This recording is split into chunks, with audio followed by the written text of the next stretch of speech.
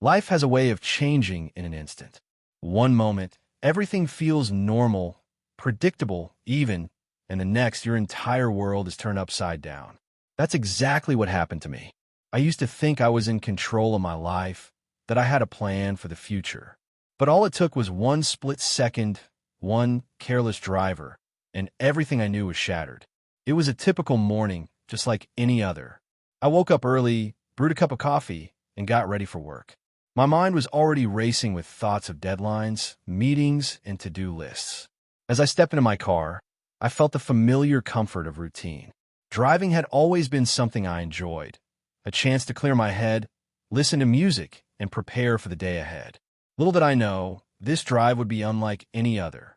The roads were busy but manageable, as they usually were during rush hour. I was about halfway to work when it happened.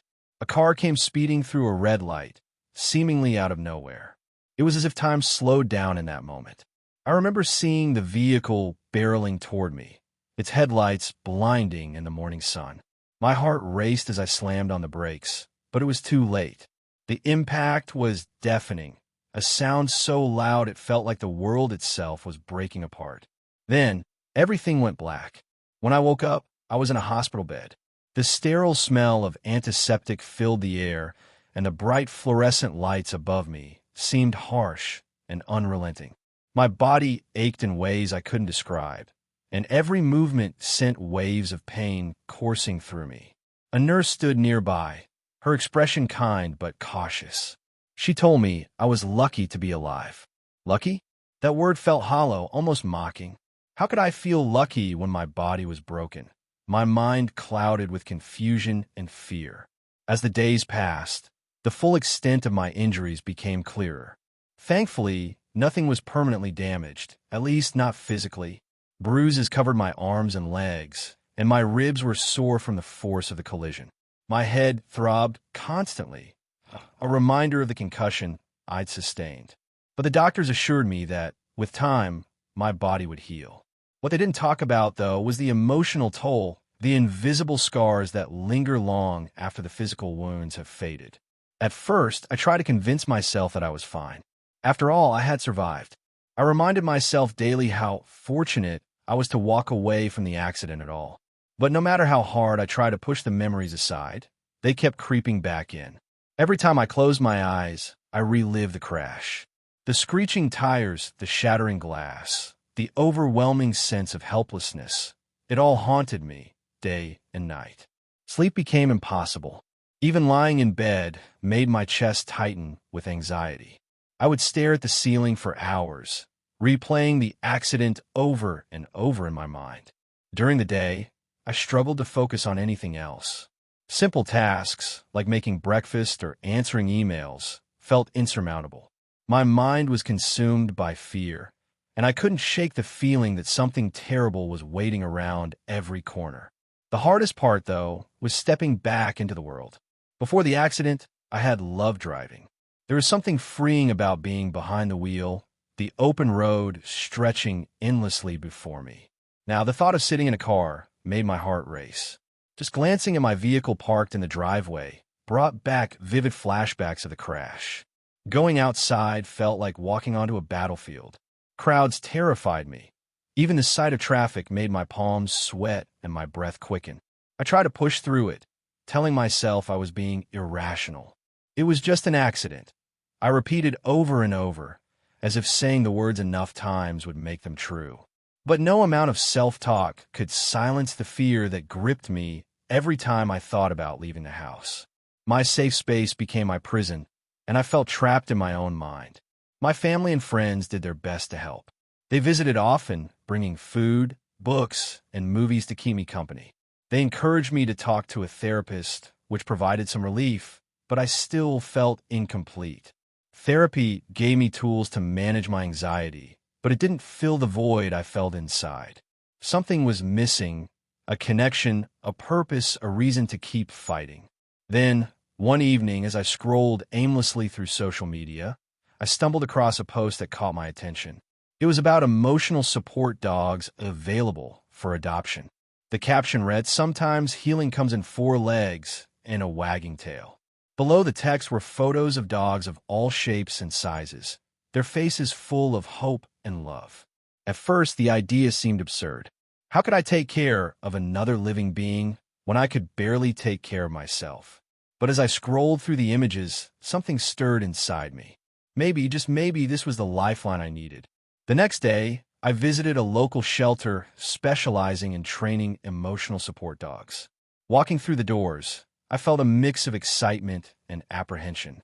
Rows of kennels lined the walls, each one housing a dog eager to meet potential adopters. Some barked excitedly, while others sat quietly, their eyes wide with anticipation. That's where I met Max, a golden retriever with a calm demeanor and a heart full of love. He looked at me with those big, soulful eyes, and for the first time in months, I felt a flicker of hope. His trainer explained that Max had been trained specifically to assist individuals dealing with trauma and anxiety. He could sense when someone was feeling overwhelmed and offer comfort in subtle but powerful ways. I knelt down to greet him, and he immediately leaned into me, his warm body pressing against mine. It was as if he already understood the weight I carried. In that moment, I knew I couldn't leave without him. Adopting Max wasn't just an act of kindness toward an animal in need. It was a decision to give myself a second chance. I didn't realize it then, but bringing Max into my life would become the turning point I so desperately needed. Bringing Max home was both exhilarating and terrifying. On one hand, I felt a surge of hope for the first time in months. On the other hand, I couldn't shake the fear that I might fail him, that I wasn't strong enough to be the person he needed me to be. What if I couldn't provide him with the care and attention he deserved? What if my own struggles got in the way of giving him a happy life? These doubts swirled in my mind as I loaded his crate into my car and drove us back to my house. When we arrived, Max seemed curious but cautious. He sniffed around the living room, his tail wagging tentatively as he explored his new surroundings. I had prepared a cozy corner for him with a soft bed, toys, and food bowls, but he didn't immediately settle in. Instead, he stayed close to me, watching my every move with those big, soulful eyes. It was as if he understood that I was just as uncertain as he was. The first few days were challenging for both of us. Max had been trained to assist individuals dealing with trauma, but he was still adjusting to his new environment. Meanwhile, I was trying to navigate the delicate balance between caring for him and managing my own anxiety. There were moments when I felt overwhelmed, like when he barked at unfamiliar sounds or followed me everywhere I went. But there were also moments of pure joy, like when he rested his head on my lap or gave me a gentle nudge with his nose. One of the biggest hurdles was taking him outside for walks. Before the accident, I used to enjoy long strolls through my neighborhood. Now, even stepping foot beyond my front door felt like climbing a mountain. The thought of encountering other people, cars, or loud noises made my chest tighten with panic. But Max needed exercise, and I knew avoiding the outside world wasn't sustainable for either of us. Our first walk was short and nerve-wracking. I clipped the leash onto Max's collar, took a deep breath, and opened the door. The sunlight streamed in, momentarily blinding me, and I hesitated on the threshold. Max must have sensed my hesitation because he sat patiently by my side, waiting for me to take the lead. His calm demeanor gave me the courage to step forward. We walked slowly down the driveway, stopping frequently so I could catch my breath. Every sound, the rustling leaves, the distant hum of traffic, felt amplified as if it were piercing straight through my skull. My heart raced and my palms grew clammy. But Max never rushed me. He matched my pace perfectly, staying close without being intrusive. When I started to feel overwhelmed, he stopped and leaned against me, his warm body grounding me in the present moment. By the time we reached the end of the driveway, I was exhausted but proud. It was such a small accomplishment, a mere 20 steps, but it meant the world to me. For the first time since the accident, I felt like I was making progress, however incremental it might be. Max seemed to sense this too. As we turned back toward the house, he looked up at me with what I can only describe as pride in his eyes. Over the next few days, our walks grew longer. We ventured further down the street, then around the block. Each outing required immense effort on my part, But Max never judged me for faltering.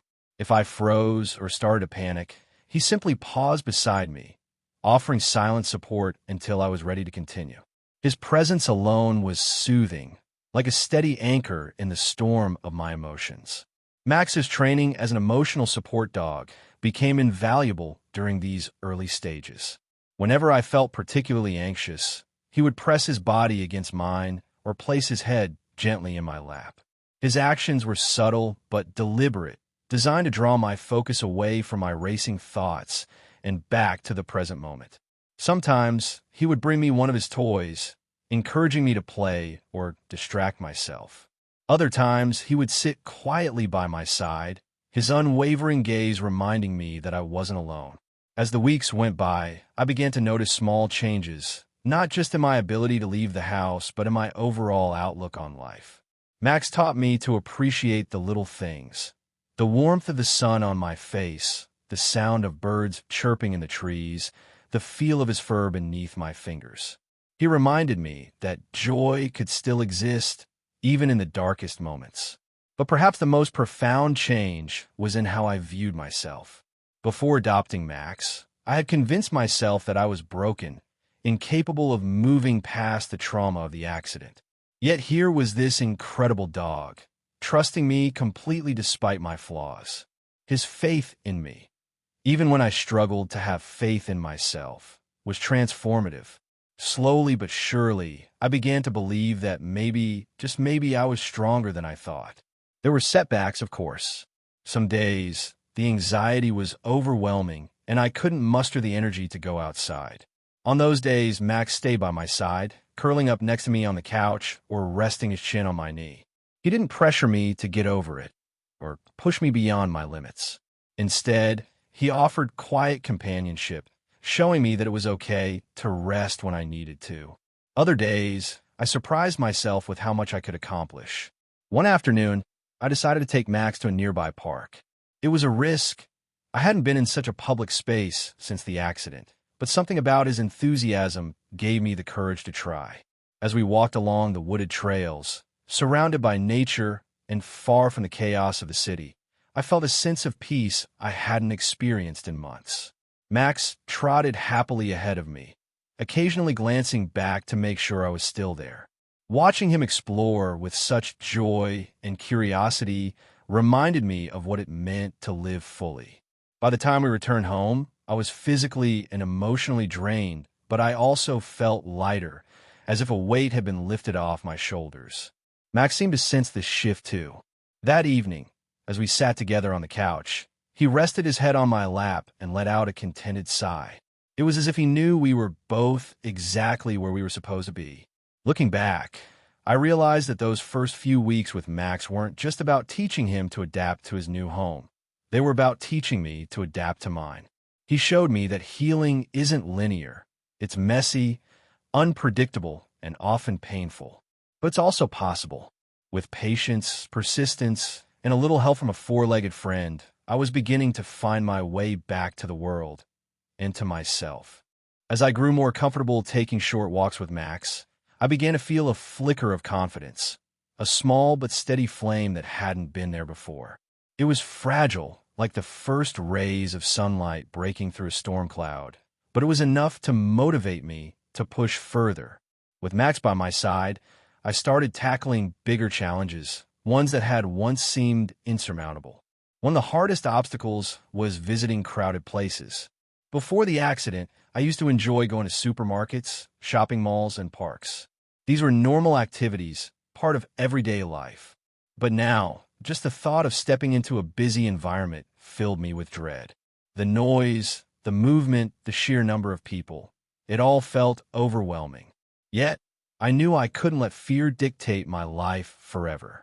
If I wanted to truly heal, I had to face these fears head on. Max became my anchor in these situations. His training as an emotional support dog made him uniquely equipped to help me navigate crowded spaces.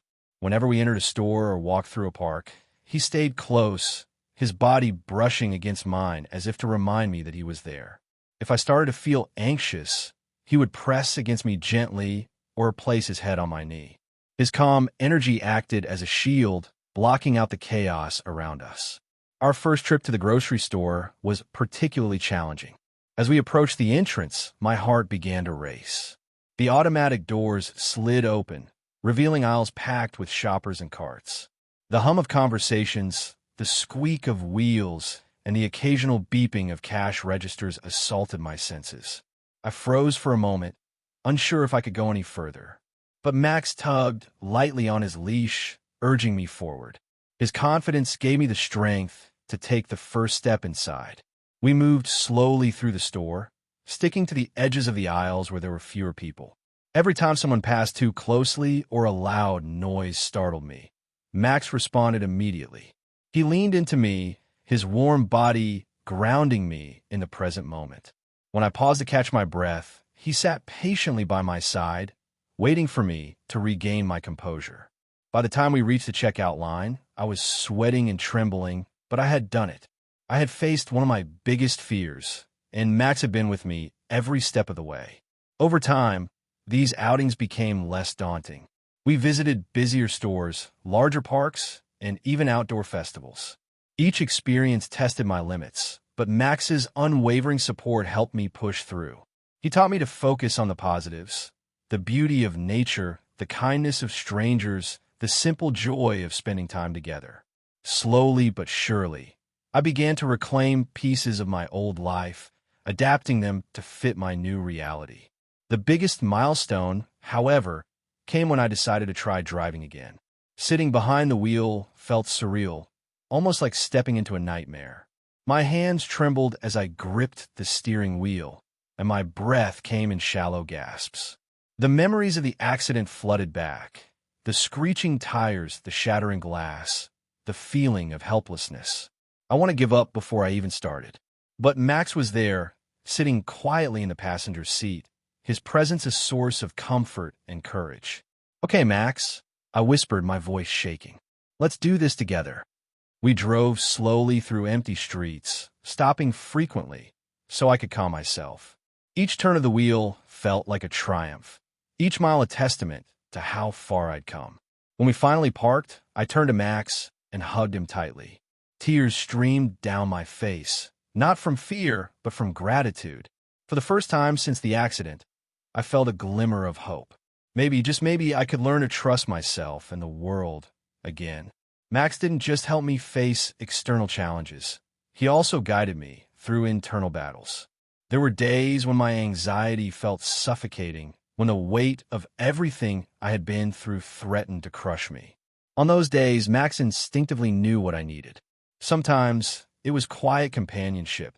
He would curl up next to me on the couch, his rhythmic breathing soothing my racing mind.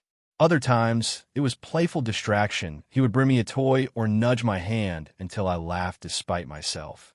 Through these moments, Max taught me an important lesson.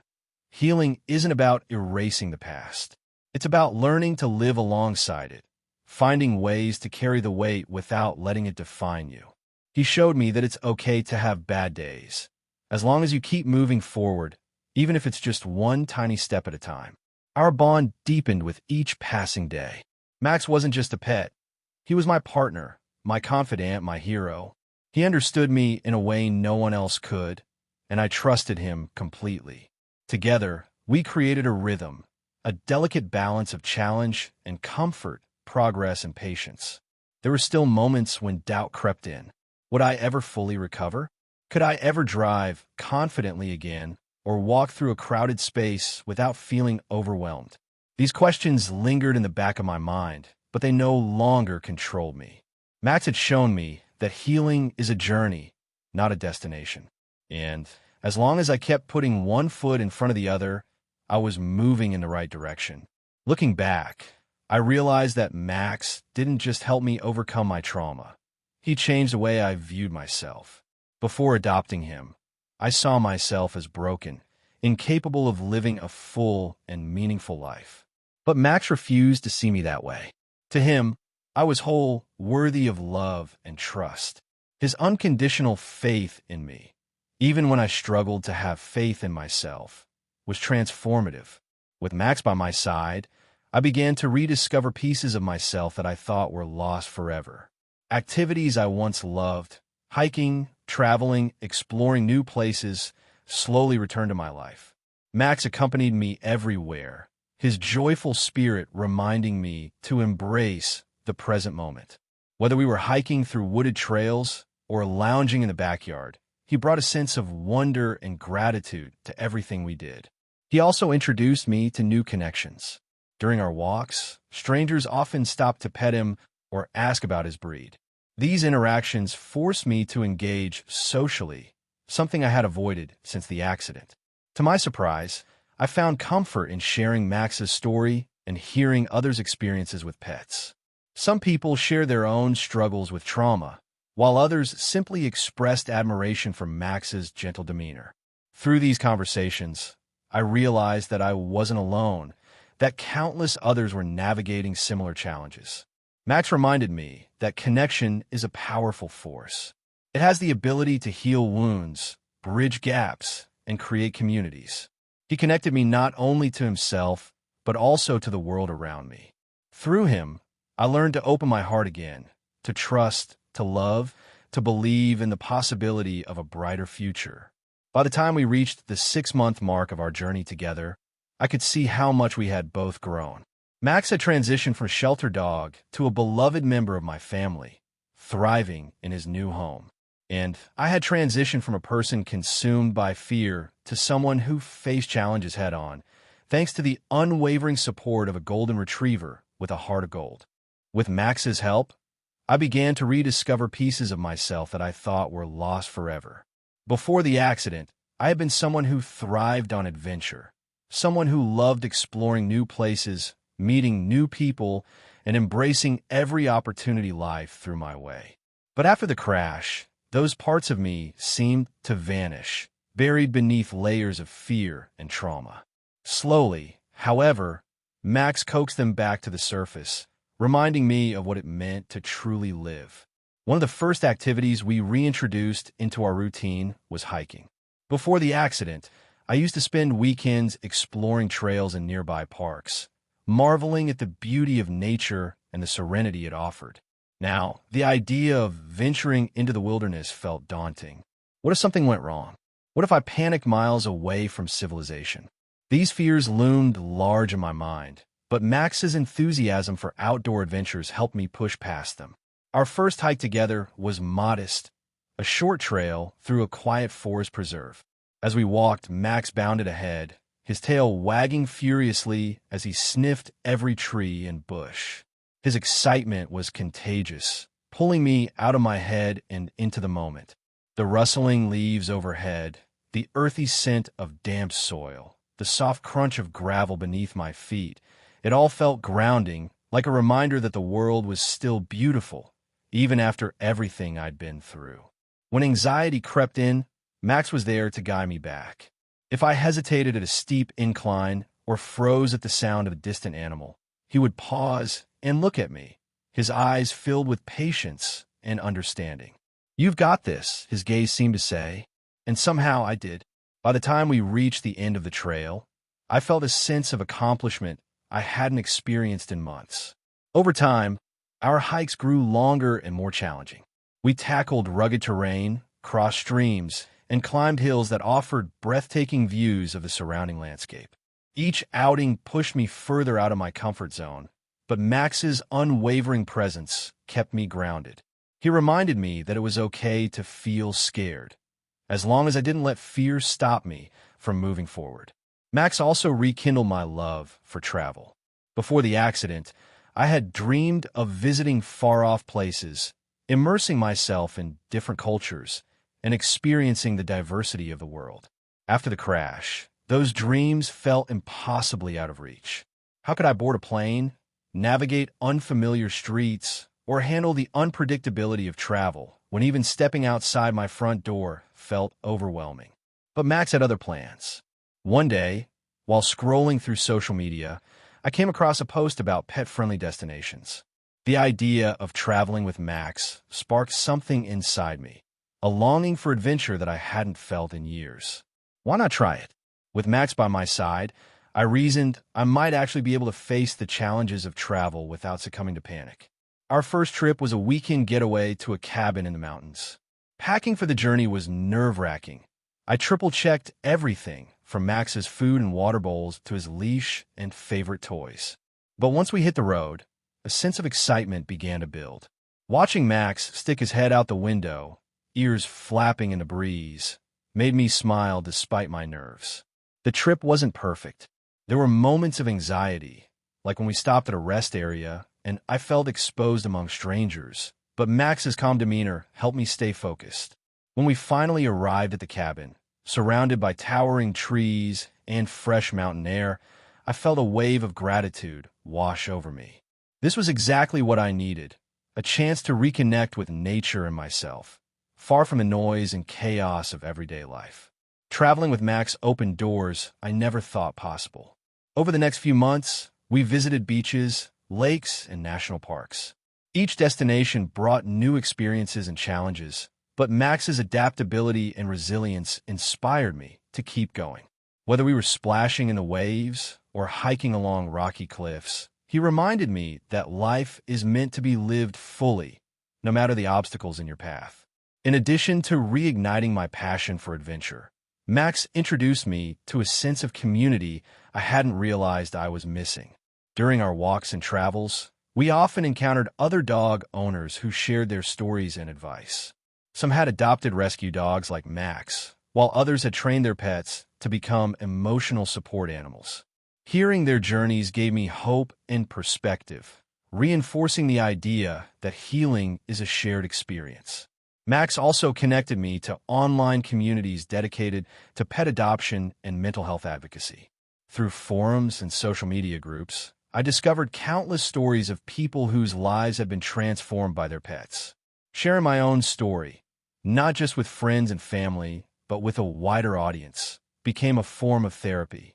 Writing about my struggles and triumphs allowed me to process my emotions, while also inspiring others who were facing similar challenges. Perhaps the most profound change Max brought into my life was a renewed sense of purpose. Before adopting him, I often questioned whether I had anything valuable to contribute to the world. My trauma had left me feeling disconnected, as if I were floating aimlessly without direction. But caring for Max gave me a reason to wake up each morning, to feed him, walk him, play with him, and ensure his happiness.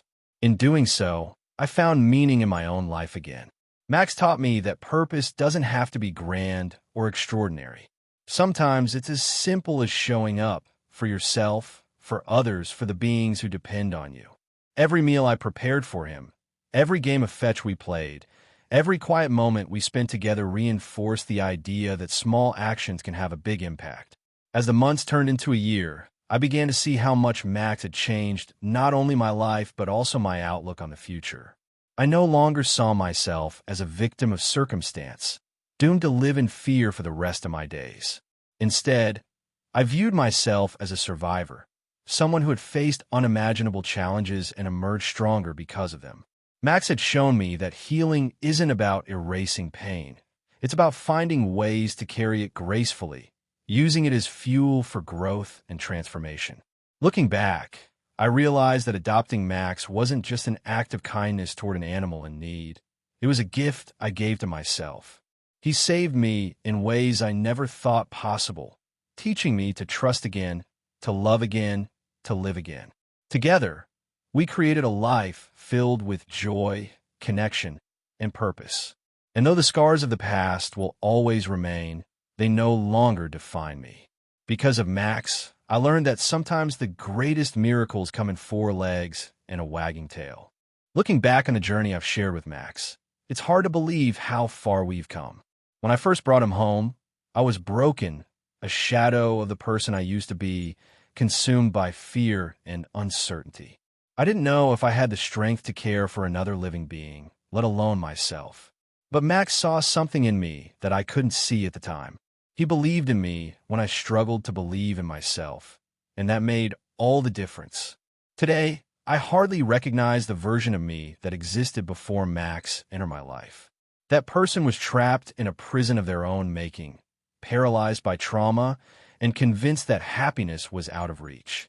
Now, I'm someone who faces challenges head-on, Not because I'm fearless, but because I've learned to embrace fear as part of the process. Max taught me that courage isn't the absence of fear, it's the decision to move forward despite it. One of the most profound lessons Max imparted was the importance of presence. In today's fast-paced world, it's easy to get caught up in worries about the future or regrets about the past. Before the accident, I was guilty of this too. I often found myself multitasking, distracted, or mentally checked out even during meaningful moments. But Max has no concept of dwelling on what could have been or fearing what might happen next. He lives entirely in the present, fully immersed in whatever he's doing, whether it's chasing a ball, sniffing a tree, or simply lying in the sun. His ability to find joy in the simplest things reminded me to slow down and appreciate the beauty around me. A sunrise, a quiet morning coffee, the sound of birds chirping. These are the moments that make life worth living. Max showed me that happiness doesn't have to be tied to grand achievements or dramatic events. Sometimes it's enough to sit together in silence, feeling the warmth of connection and gratitude. Max also redefined what it means to heal. For so long, I thought healing was about getting over the accident, as if I could erase it from my memory and return to the way things were before. But Max taught me that healing isn't linear. It's messy, unpredictable, and deeply personal. It's about learning to carry your scars with grace, finding meaning in the pain, and using it to grow stronger. Through Max, I discovered that trauma doesn't define you. It shapes you. The accident will always be a part of my story, but it no longer controls me. With Max's help, I've rewritten the narrative, turning what could have been a tragedy into a testament to resilience and hope. Our bond has been transformative not only for me, but also for Max. When I adopted him, he was a sheltered dog with a gentle soul, but a history of neglect. He had spent months waiting for someone to choose him, unsure if anyone ever would. Now, he's thriving in a loving home, confident and full of life. Watching his transformation has been one of the greatest joys of my life. It's a reminder that second chances aren't just for humans. They're for animals too. If you're watching this video and struggling with your own battles, please know that you're not alone. Healing is possible, and sometimes it comes in unexpected forms. For me, it came in the shape of a golden retriever with a heart of gold. Max didn't just help me overcome my trauma. He showed me what it means to live fully, to love unconditionally, and to trust again. Consider adopting a pet if you have the means and the space. Animals like Max have so much love to give, and they might just change your life in ways you never imagined. Whether it's a dog, a cat, or even a rabbit, these creatures have an incredible ability to heal and inspire. They remind us of the power of connection, the importance of compassion, and the beauty of unconditional love. For those who already share their lives with pets, take a moment to reflect on the impact they've had on you. How have they supported you during difficult times? What lessons have they taught you about patience, resilience, and joy? Our pets may not speak our language, but they communicate in ways that transcend words. Their loyalty, empathy, and unwavering presence can guide us through even the darkest moments. As I write this, Max is curled up beside me, his head resting on my lap. His breathing is steady, rhythmic, a soothing lullaby that reminds me of how far we've come together. There were days when I doubted we'd make it this far, when the weight of everything felt unbearable. But Max never gave up on me, and because of him, I learned not to give up on myself. To anyone reading this, I want to leave you with one final thought. Life is unpredictable, and sometimes it throws challenges our way that feel insurmountable. But within those challenges lies the potential for growth, transformation, and connection. Don't be afraid to lean on others, whether they're human or animal, for support. And don't underestimate the power of giving love to someone in need. Max saved me in more ways than I can count, but perhaps the greatest gift he gave me was the realization that I am capable of saving myself. He gave me the tools, the courage, and the inspiration to face my fears and rebuild my life. Together, we proved that even in the darkest moments, there is light, if you're willing to look for it. So, Here's to Max, to second chances, and to the incredible bond between humans and animals. May we continue to learn from them, cherish them, and honor the love they bring into our lives. Because sometimes the smallest beings have the biggest hearts and the greatest capacity to heal. Thank you for joining me on this journey. If Max's story resonates with you, please share with others. Let's spread the message of hope, resilience, and the transformative power of unconditional love. Who knows? Maybe your story will inspire someone else to take that first step toward healing, or toward adopting a pet who needs a second chance. Until next time, keep moving forward, one paw print at a time.